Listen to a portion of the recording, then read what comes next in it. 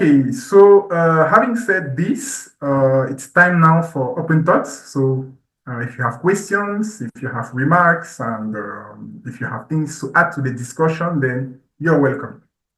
Thank you for your attention. Maybe before you just mentioned something. I wasn't there at the beginning though. Before we allowed others maybe to ask their questions, but there's one point you mentioned that I was checking this week.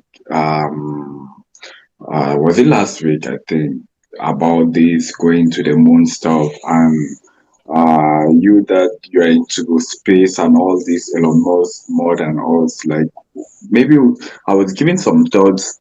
Part of the reasons why maybe all these people they haven't been able to go to the moon. I think the only time they went there was in 1960, right?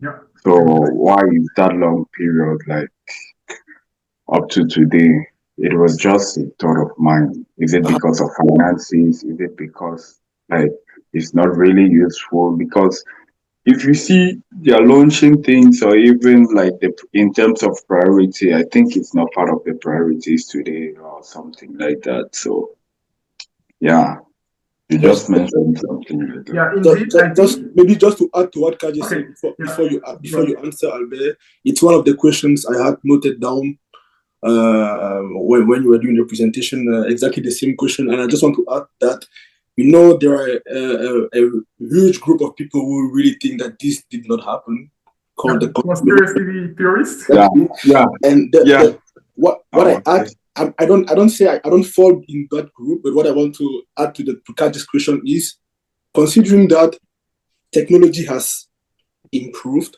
right? Technology has increased, like knowledge on the spatial sciences and everything is also better now. I just add to what Kaji asked, how do we explain this to us non-scientists, but people that have brain? How do you explain this to us that people 50 years later, 60 years later, were not able to do this again? Yeah, so that's a very interesting question.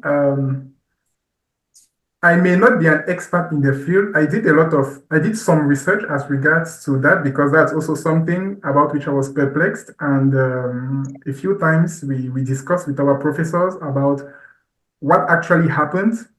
I think it has to do with politics, maybe geopolitics even, and also the interest we had in doing that till now.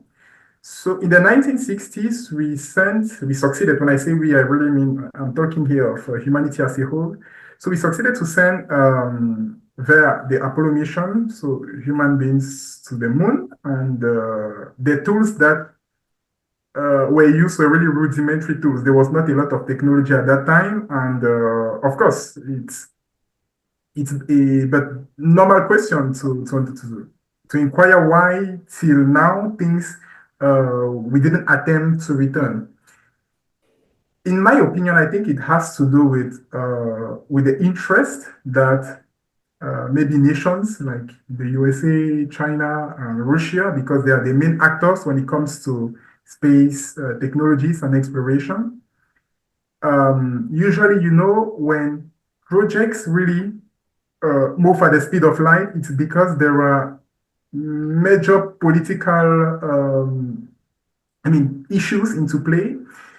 So since that has not been the case, I suspect that may explain why this mission did not, why there was no attempt till now.